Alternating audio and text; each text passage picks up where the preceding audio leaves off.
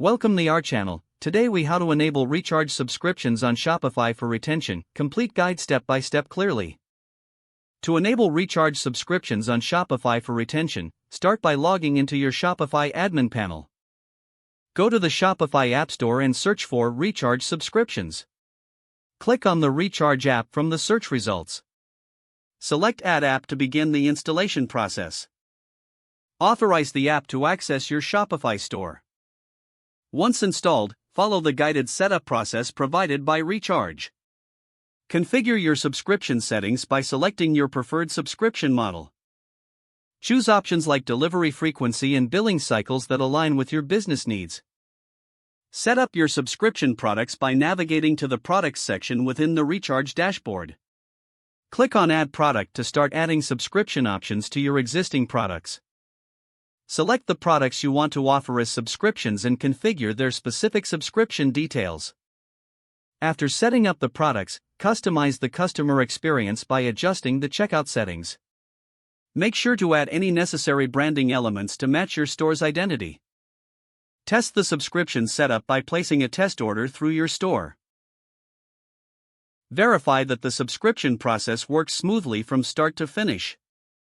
Once confirmed, launch your subscription service to your customers.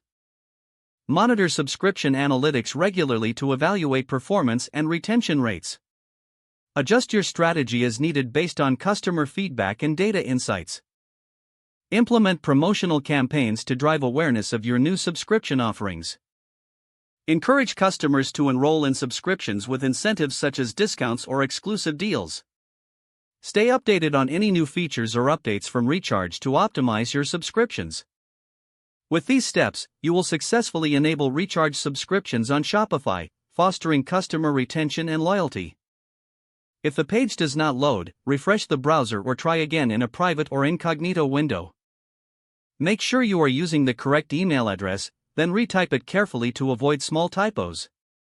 If your password is not accepted, use the reset option and create a new strong password you can remember. Check your spam folder for verification or security emails, then complete any requested confirmation steps. Enable two-factor authentication if available to improve account security and reduce unauthorized access risk. After signing in, review your profile details so your contact information and settings are accurate and current.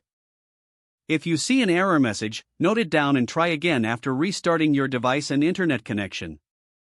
Don't forget to like this video and subscribe to our channel for more step-by-step tech guides.